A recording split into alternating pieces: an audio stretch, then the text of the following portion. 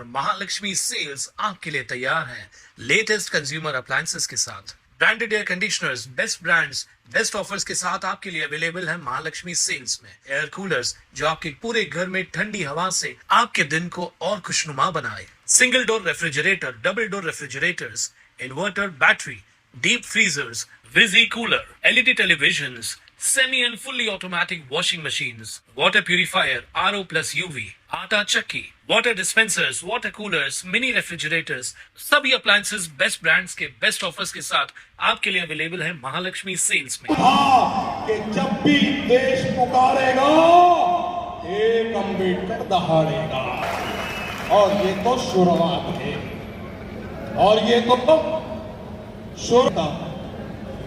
आपको vote bank बना ऐसा वो राज बुलाना है, आना है सोनू भाऊ का जलवा निराला है, बुलाना है सोनू भाऊ का जलवा निराला है, मनोज भाऊ का जलवा निराला है।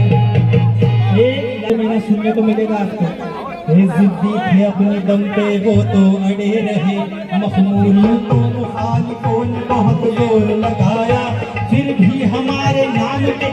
उल्हासनगर शहरात 31 घरं आणि मस्जिदी विरोधात महानगरपालिकेनं काढलेल्या नोटिसीच्या विरोधात आज वंचित बहुजन आघाडीने मनपासमोर जोरदार आंदोलन केलं। या आंदोलनात वंचितचे नेते सुजात आंबेडकर देखील सहभागी झाले होते। उल्हासनगर महानगरपालिकेनं शहरातील 31 घरं आणि एका मस्जिदीला बेकायदेशीर बांधकामाची नोटीस बजावली होती। या नोटिसीच्या विरोधात वंचित बहुजन आघाडीने आज मनपा मुख्यालयासमोर जनआक्रोश आंदोलन केलं। ठाणे जिल्हाध्यक्ष मनोज पांडू पवार यांच्या नेतृत्वात झालेल्या या आंदोलनात सुजात आंबेडकर यांनी स्वतः हजेरी लावली। यावेळी त्यांनी महानगरपालिकेच्या मनमानी कारभारावर जोरदार टीका केली। नोटीस तात्काळ मागे घ्या, अन्यथा तीव्र आंदोलन करू असा इशारा यावेळी देण्यात आला। विशेष म्हणजे या आंदोलनात केवळ एका समाजाचं नव्हे तर सर्व समाजातील नागरिक मोठ्या संख्येने उपस्थित होते। हम सब एक हेचा नारा देत सर्वांनी एकजुटीने प्रशासनाला जाब विचारला। या आंदोलनामुळे मनपा परिसरातील काही काळ तणावाचं वातावरण होतं। बेसिकली आपण जर परिस्थिती बघितली तर उल्हासनगरमध्ये आज 31 घरांना आणि एका मस्जिदीला नोटीस दिली गेली। आपण याच्या मागे जर लीगल रिझनिंग बघितलं तर ही एक आठवड्यापूर्वी पहिले दिली गेली होती। ती कोर्टामध्ये, खालच्या कोर्टामध्ये चॅलेंज केली होती, कोर्टाने ती खारिज केली आणि त्याच्यानंतर परत महानगरपालिकेने दिली। आज जर आपण उल्हासनगरची परिस्थिती बघितली तर आपल्याला कळेल की 90% सेटलमेंट्स, त्या स्लम्स असू देत, त्या पक्की घरे असू देत, त्या कच्ची पक्की घरे असू देत, किंवा त्या बिल्डिंग्स असू देत, किंवा ही महानगरपालिकेची सुद्धा बिल्डिंग असू देत, त्याचं रेग्युलरायझेशन नाहीये। प्रॉपर्टीजच्या बाबतीत गफले आहेत, कोणाच्या नावावर जमीन आहे, इलिगल सेटलमेंट्स आहेत। हा अख्ख्या उल्हासनगरचा प्रॉब्लेम आहे। पण जर तुम्ही टार्गेट करून फक्त दलितांच्या, मुसलमानांच्या घराला नोटीस पाठवत असेल तर ही सरकारची चुकीची खेळ असं आम्ही मानतो। आणि मोठ्या प्रमाणात जातीवाद आणि धर्माच्या नावावर तेढ निर्माण करणं आणि दलित मुसलमानांना इकडनं मोठ्या प्रमाणात स्थलांतरित करणं हा भाजपचा खेळ आहे। आणि ते आम्ही थांबवण्यासाठी आयुक्तांना ही नोटीस द्यायला आलोय की तुम्ही सर्वात पहिले आता जी नोटीस दिली आहे ती नोटीस खारिज करा।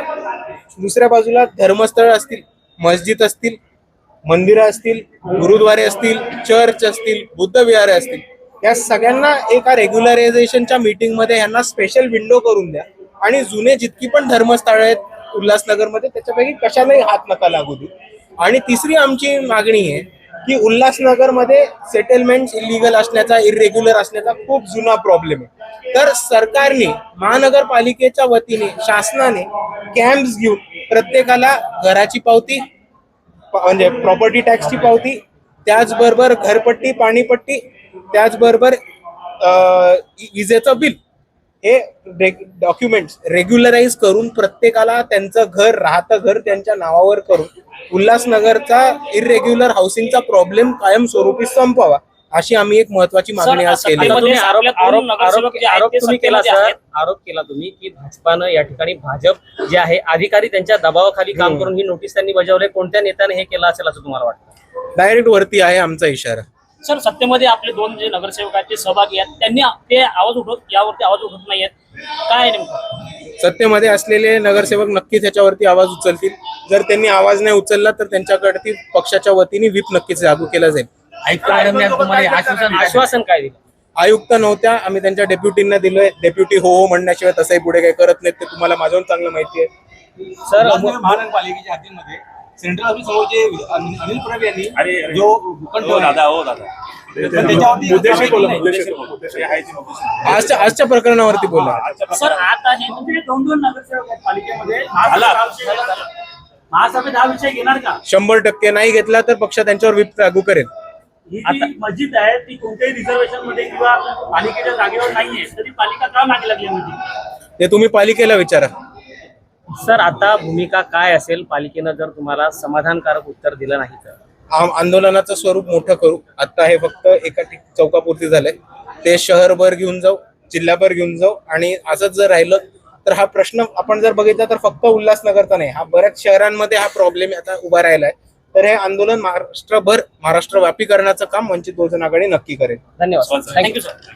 के मोर्चे का जो मकसद था कि कुछ एक तरफा कार्रवाई जो है ना उल्लासनगर महानगर पालिका की तरफ से और इलीगल तरीके से हम लोग क्योंकि कानून के बारे में बहुत कुछ जानते हैं, तो जितनी बातें समझ में आई कि एक तरफा भेदभावपूर्ण की कार्रवाई म्युनिसिपल कॉरपोरेशन कर रही थी, तो हमारी इच्छा थी कि उनको बताया जाए, उनकी कान तक आवाज़ पहुँचाया जाए कि आप भेदभाव ना करें शहर में, कि एक इलीगल को आप प्रोटेक्शन दे रहे हैं, दूसरे इलीगल को आप सपोर्ट कर रहे हैं, और तीसरे इलीगल को आप बोलते हैं कि गैर कानूनी है. पूरा मामला क्या है? पूरा मामला यह है कि यहाँ पे 31 घरों को नोटिस दी गई है, उसके साथ में कुछ धार्मिक स्थल है उसको भी नोटिस दी गई है, लेकिन जो कि बिल्कुल गैर कानूनी नोटिस है, गैर मतलब संवैधानिक है. तो हमने वो निवेदन दिया है आज के लोगों को जमा करके, इनके कानों तक आवाज़ पहुँचाए कि हमारी बात सुनी जाए और आप लीगल तरीके से संविधान को पालन करते हुए जियो और जीने देने की नीति पे चलिए. कोर्ट में केस चालू है. कोर्ट का केस डिस्पोज हो गया है और हम लोग चाहे म्युनिसिपैलिटी चाहे तो यहाँ पे टेबल पे सारा चीज सॉल्व हो सकता है. कोर्ट का कोई इशू अभी फिलहाल नहीं है. तो अभी आपकी जो आयुक्त के साथ जब बैठक हुई उसमें क्या निर्णय लिया गया? उन्होंने कहा है कि हम नोटिस वापस लेंगे और भेदभावपूर्ण कार्रवाई नहीं होगी. हमारा ये कहना है, हम ऐसे उससे नहीं करते हैं कि अभी उसके आजू बाजू में एक बिल्डिंग बनी है 5 फ्लोर की है, वो टोटली इलीगल प्लान नहीं है. हमारी म्युनिसिपल कॉरपोरेशन इलीगल बनी हुई है, इसका भी प्लान नहीं है. ऐसे मेरे पास 5-6 बिल्डिंगों के पेपर है जो हाई कोर्ट से ऑर्डर आया हुआ है, मतलब ये किसको ये करो, अपना क्या बोलते हैं, डेमोलिश करो, उसको ये नहीं तोड़ रहे हैं. ये वंचित और मुसलमानों आदिवासियों के पीछे क्यों पड़े हैं वो समझ में नहीं आता. तो हमको ये बताना था कि हम हमारे साथ भेदभाव ना करें. अगर कार्रवाई होती है तो आगे का आपका क्या रहेगा? कार्रवाई हम लोग फिर आंदोलन करेंगे, इससे भी बड़ा आंदोलन करेंगे, शांतिपूर्ण तरीके से करेंगे. जैसे दिल्ली का जंतर मंतर का देखे होंगे ना कि सरकार घुटनों पे आ गई थी. अभी तो हमने कैसा है, बहुत संयमित, बहुत कायदे से किया है. आगे से हमारी आबादी और बढ़ेगी, लोग और आएंगे, मतलब तो इससे कई गुना बड़ा आंदोलन होगा. फिर मेरे हिसाब से संभालना इनको मुश्किल होगा. आपका नाम क्या है? Jamal Ahmad.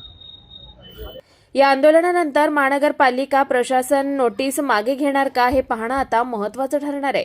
Bureau report, Swanand media, Ulhasnagar. ताज्या घडामोडींसाठी स्वानंद न्यूजला सबस्क्राईब करा आणि बेल आयकॉनवर क्लिक करा.